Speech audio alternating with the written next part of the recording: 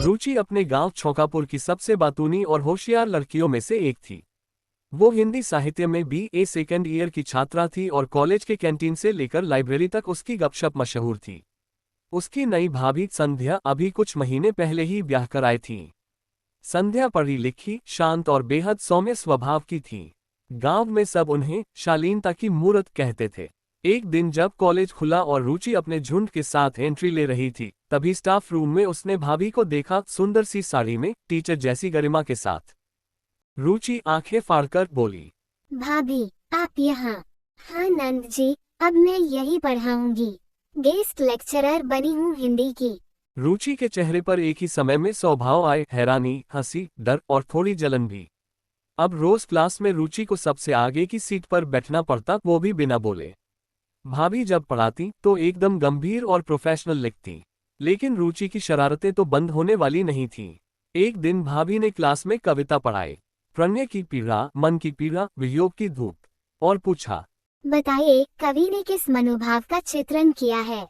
रुचि खड़ी हुई और बोली, कवि को भी शायद कोई भाभी ही डांटती रही होगी, तभी इतना दुखी है। पूरा क्लास हंसी से लोटपोट। भाभी मुस्कुराई, लेकिन आंखों में इशारा भी किया, शाम को बताती हूँ घर पर। रुचि और भाभी का रिश्ता अब और मजबूत हो गया था। वो लाइब्रेरी में किताबों की ओट में बैठकर चाय पकौड़े के प्लान बनाती और कैंटीन में शुद्ध साहित्य चर्चा के नाम पर मसालेदार गपशप करती। एक दिन रुचि ने डरते डरते भाभी से पूछा, भाभी, आप भैया से कितना प्यार करती हैं? भाभी शर्मा गई और धीरे से बोली, जितना तुम्हें पढ़ाई से डर लगता है उतना। दोनों खिलखिलाकर हंसी। कॉलेज के टीचर्स डे पर सभी छात्रों को अपने फेवरेट टीचर के लिए कुछ बोलना था।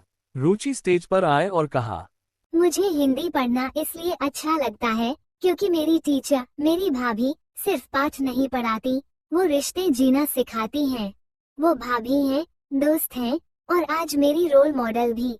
अब तो मन करता है हर साल यही क्लास फेल हो जाऊं ताकि हर साल भाभी से पढ़ सकूं। पूरा ऑडिटोरियम तालियों से गूंज गया। संध्या भाभी की आंखें भर आईं और वो स्टेज पर जाकर रुचि को गले लगा ली। भाभी और नंद अब सिर्फ घर में नहीं, कॉलेज की दीवारों में भी एक कहानी बन चुके थे, जहां ज्ञान, शरारत, आदर और प्यार सब एक साथ चलते थे। इस खूबसूरत और रंगीन कहानी से हमें कई गहरी सीख और शिक्षाएं मिलती हैं। रिश्तों में अगर दोस्ती हो जाए तो हर रिश्ता खास बन जाता है। नंद और भाभी का रिश्ता अक्सर पारंपरिक नजरों से देखा जाता है, कभी टकराव कभी तकरार। लेकिन जब उस रिश्ते में दोस्ती और आपसी समझ घुल जाती है, तब वह रिश्ता घर के साथ साथ कॉलेज जैसे माहौल में भी एक मिसाल बन सकता है। ज्ञान और अपनापन एक साथ मिल जाए तो पढ़ाई भी मजेदार हो जाती है। संध्या भाभी सिर्फ एक टीचर नहीं थी, वो मार्गदर्शक, दोस्त और परिवार भी थी। उनकी वजह से रुचि जैसे स्टूडेंट्स को पढ़ाई से डर कम और लगाव ज्यादा हुआ। हास्य और अपनापन रिश्तों को हल्का बनाते हैं।